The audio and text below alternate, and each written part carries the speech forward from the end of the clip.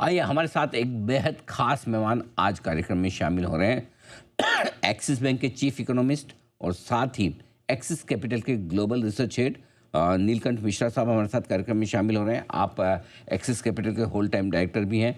2023 से axis capital के साथ है, लेकिन उससे पहले 20 साल से ज़्यादा लंबा गहरा अनुभव रहा है। देश दुनिया की सबसे बड़ी एफआईज में से एक क्रेडिट स्विस के साथ में लंबे समय तक आपने एशिया पैसिफिक स्ट्रेटजी और इंडिया स्ट्रेटजिस्ट के तौर पर लंबा काम किया है।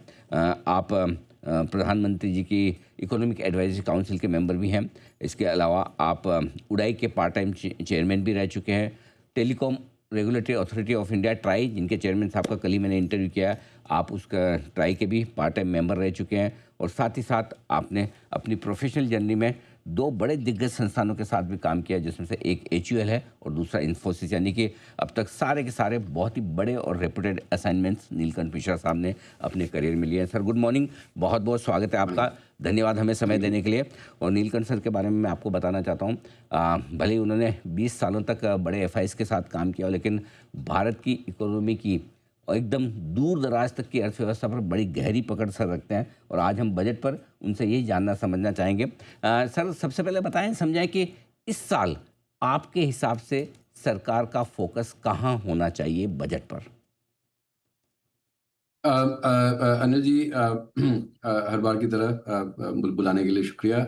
अभी इस साल का बजट, मुझे लगता है सरकार को अपना जो फिस्कल कंसोलिडेशन रोड मैप है, जिसमें सरकार ने कहा है कि डेट टू जीडीपी 2031 तक 50% पे ले आनी है, सेंट्रल गवर्नमेंट डेट की, वो उस पे आई थिंक सरकार अमल करेगी, उसके उसकी तरफ बढ़ेगी। और मुझे लगता है इस साल भी फिस्कल डेफिसिट रेशियो गिराना पड़ेगा।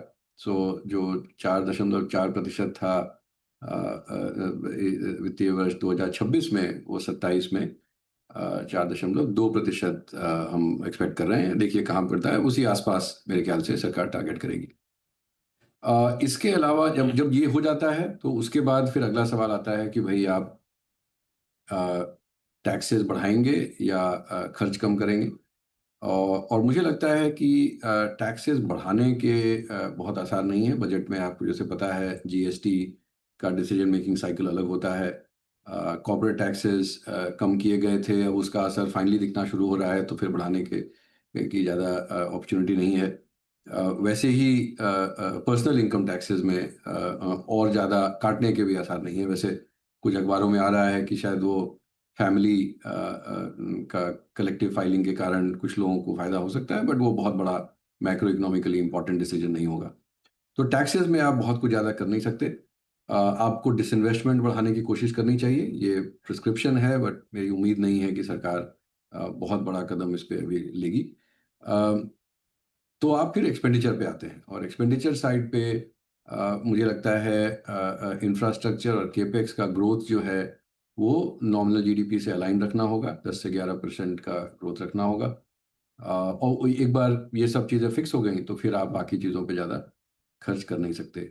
एक लास्ट का मुद्दा कि अभी 8th पे कमीशन फाइनली नोटिफाई हो गई है, उसके कमिटी मेंबर्स ने काम शुरू कर दिया है। मुझे लगता है अगले वित्तीय वर्ष में FY 28 में सरकार का सैलरीज और पेंशन का खर्चा काफ़ी ज़बरदस्त बढ़ेगा। उनको अरियर्स भी देने होंगे, क्योंकि 1 जनवरी से जो 8th पे कमीशन का काउंटर चालू हो गया है।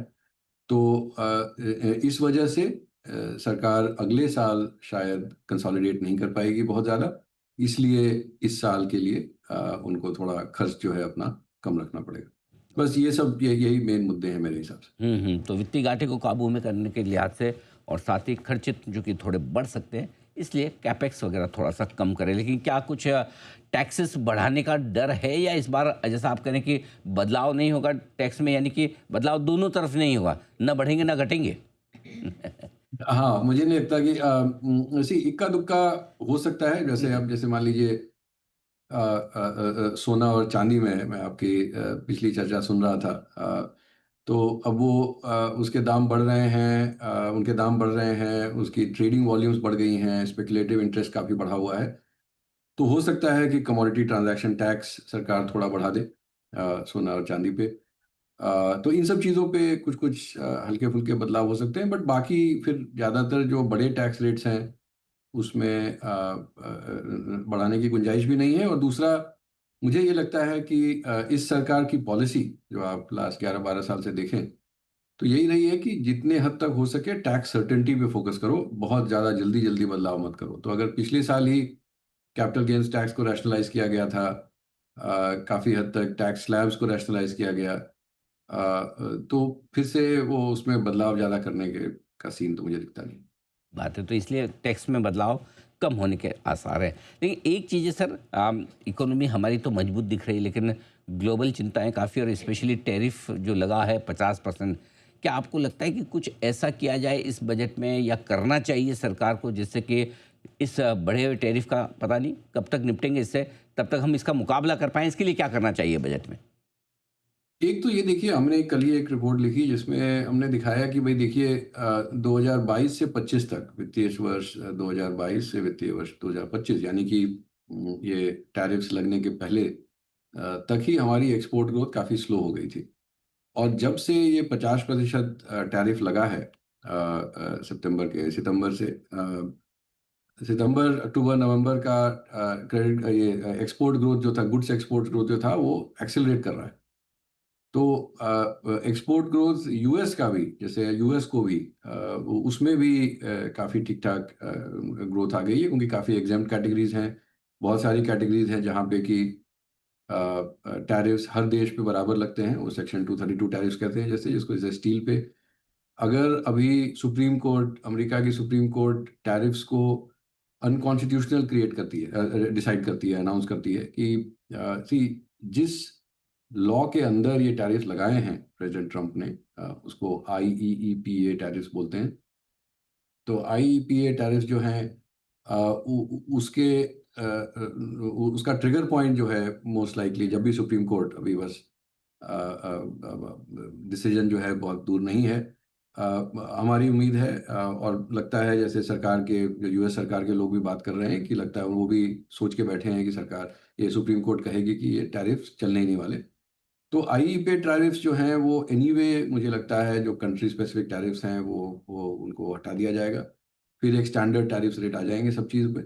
और वही जहाँ-जहाँ पे वो कैटेगरीज़ है, वहाँ पे हमारे एक्सपोर्ट्स ठीक ही कर रहे हैं। तो हमारे ओवरऑल एक्सपोर्ट्स में ऐसा, जो लोग डरा रहे थे शुरू में, और हम शुरू से कह रहे थे कि देखिए, काफ़ी हमारे जो एक्सपोर्ट्स अमेरिका को थे, वो कमोडिटी एक्सपोर्ट्स थे। जैसे आप श्रिम्प देखें, तो श्रिम्प के एक्सपोर्ट्स जो हैं अमेरिका को गिर गए होंगे, बट ओवरऑल जो हमारी इकोनॉमी के श्रिम्प एक्सपोर्ट्स हैं, वो एक्चुअली बढ़ गए हैं। वैसे ही आप, तो इसको कहते हैं ट्रेड डाइवर्जन, कि आप एक जगह नहीं तो कहीं और बेच रहे हैं। वैसे ही मुझे लगता है कि बाकी कुछ चीज़ों में जहाँ पे अभी भी नुकसान हुआ है, कुछ लोग काफ़ी कष्ट में हैं, जैसे अपैरेल एक्सपोर्ट्स, तो उसमें थोड़ा ट्रेड डाइवर्जन में समय लगता है, पर मुझे लगता है वो भी अब धीरे-धीरे चालू हो जाएगा। तो इसके कारण बजट के अंदर बहुत ज़्यादा करने की ज़रूरत नहीं है। आप इसका एक बड़ा एविडेंस देखेंगे कि जो आरबीआई ने कहा कि भई अगर कोई एक्सपोर्टर है जिसको डिस्ट्रेस होता है, जिसको स्ट्रेस होता है, तो उसके लोन को हम का ड्यूरेशन या उस पे थोड़ा लीवे दे सकते हैं उसके एनपीए में। एक लिमिट नहीं है उसका। यानी कि जो हमारे एक्सपोर्टर्स हैं वो इतने रोबस्ट और रेज़िलिएंट हैं कि उन्होंने ये जो आपदा आई उन पे, उसका जो जो निवारण है उन्होंने खुद से कर लिया है। तो मुझे लगता है सरकार को एक काम करना चाहिए, वो एक्सपोर्टर ही नहीं पूरे एमएसएमई सेक्टर्स के लिए कर सकते हैं। वो है क्रेडिट गारंटी स्कीम का एक्सपेंशन। क्योंकि अभी देखिए, हमारे जो फाइनेंशियल सिस्टम है, हमारा जो फाइनेंशियल सिस्टम है, सभी बैंक्स के पास कैपिटल है, नॉन बैंक्स के पास कैपिटल है, बॉन्ड मार्केट भी काफ़ी एक्टिव है। तो अभी क्रेडिट ग्रोथ देने की क्षमता जो है इकोनॉमी में काफ़ी बढ़ी हुई है। और जैसा हमने पहले भी डिस्कस किया कि अगर फिस्कल स्पेस नहीं है, तो मॉनेटरी एक्सपेंशन मेरे हिसाब से करना चाहिए। तो उसमें आरबीआई भी सपोर्टिव है। अब ये क्रेडिट कहाँ जाए? क्योंकि जहाँ पे ज़रूरत है वहीं पे क्रेडिट अगर डालें, तो ये क्रेडिट ग्रोथ काफ़ी दिन तक सस्टेन की जा सकती है। और ये जगह है एमएसएमईज़। तो अभी जो ईसीएलजीएस स्कीम में जो इतनी बड़ी सफलता मिली सरकार को, कि जब उन्होंने कोविड के बीच में वो गारंटी स्कीम प्रोवाइड की, उसमें खर्चा मात्र 17-18 करोड़ का आया है। और ईसीएलजीएस स्कीम के अंदर 6-7 लाख करोड़ के लोन्स ड्रॉ डाउन हुए थे। तो अगर banking system finally credit guarantee को सही से यूज़ करने के काबिल हो गई है, तो सरकार इसका लिमिट बढ़ा सकती है, जिससे कि एमएसएमई क्रेडिट, जो छोटे कारोबारी हैं, उनको ज़्यादा क्रेडिट मिल सके। तो इन सब चीज़ों पे सरकार ऐड कर सकती है। केवल एक्सपोर्ट स्पेसिफिक काम एनीवे करना चाहिए, मतलब एक्सपोर्ट्स ग्रोथ के बिना हमारी अर्थव्यवस्था ज़्यादा बढ़ेगी नहीं, लेकिन टैरिफ के डर से करने वाले की ज़रूरत अभी मुझे लगती नहीं। क्वेश्चन है, क्या एक ऐसी चीज़ बजट में हो जिसे आप कहेंगे वाह बहुत बढ़िया बजट आया, कोई ऐसी चीज़ जो आ जाए बजट में तो कहेंगे बजट एकदम कचरा हो गया, खराब हो गया, कोई एक चीज़ जो बहुत अच्छा कर दे बजट को या एक चीज़ बहुत खराब कर दे? अगर सरकार अपना जो जो पीएसयू होल्डिंग्स हैं, इसमें आपको मैं 2 सजेशंस, मेरे हिसाब से मेरी जो 2 आस्क है, हुँ। जो अगर हो जाए तो बहुत अच्छा लगेगा। एक है कि जो सरकार की पीएसयू होल्डिंग्स हैं, उनको कंसोलिडेट करके एक फंड के अंदर ले आएँ, या एक ऐसी विज़िबल पाथ दें कि डिसइन्वेस्टमेंट और प्राइवेटाइज़ेशन को फिर से फ्रंट बर्नर पे लाया गया है, अभी वो बैक बर्नर पे चल रहा है। तो इससे काफ़ी मुझे लगता है एक्साइटमेंट आ सकता है, क्योंकि सरकार की जो बैलेंस शीट है, वो जितना केवल डेट देखें तो कमज़ोर लगती है, उतनी है नहीं, काफ़ी एसेट्स भी हैं उनके पास। और जब इन एसेट्स को और प्रोडक्टिव कर पाएँ हम, तो उससे इकॉनमी को बहुत फ़ायदा होगा। जो दूसरा बड़ा आस्क है वो है अर्बन इंफ्रास्ट्रक्चर का। तो आप देखें कि रेलवेज़ की केपेक्स एब्ज़ॉर्प्टिव कैपेसिटी की जितना, कि अगर सरकार उनको मान लीजिए 50,000 1 लाख करोड़ और भी दे दें खर्च करने को, इंफ्रास्ट्रक्चर बनाने को, ज़रूरत है, बट उस तेज़ी से वो शायद खर्च नहीं कर पा रहे हैं। नेशनल हाइवेज़ में काफ़ी अच्छी प्रोग्रेस हुई है, बट पिछले 1 डेढ़ साल से वहाँ पे भी ऑर्डरिंग और टेंडरिंग का पेस जो है वो स्लो हो गया है। तो अगर सरकार को और भी खर्च करना है इंफ्रास्ट्रक्चर पे, और करने की ज़रूरत है, तो अर्बन इंफ्रास्ट्रक्चर पे अगर सरकार कोई क्रेडिबल प्लान बना ले, जहाँ पे वो जो urban challenge fund last year launch हुआ था, जैसे उस अर्बन चैलेंज फंड को अगर हम 2 गुना, 3 गुना कर दें और क्रेडिबली कर दें, मतलब केवल अनाउंसमेंट नहीं, बट ये लगे कि वहाँ पे पैसे खर्च हो सकते हैं और अच्छे से खर्च हो सकते हैं, या नेशनल हाईवे पे काफ़ी, तो ये 2 चीज़ों पे अगर सरकार कुछ अनाउंसमेंट कर दे, तो I would be very excited. बहुत ही बढ़िया। तो ये आपके लिए बहुत ही 2 इंटरेस्टिंग चीज़ें कही। एक तो सरकारी कंपनियों की होल्डिंग एक ही किसी फंड में ले आएँ और दूसरा साथ ही अर्बन इंफ्रा यानी कि शहरी इलाकों में थोड़ा इंफ्रास्ट्रक्चर को बढ़ावा देने की कोशिश करें। नीलकंठ सर, बहुत-बहुत धन्यवाद आपका। आपने समय दिया और विस्तार से बाज़ार शुक्रिया। और बजट की उम्मीदों पर आपने हमसे बात की। Thank you so much sir. जल्द आपसे फिर मुलाकात होगी। आज के लिए बहुत-बहुत शुक्रिया।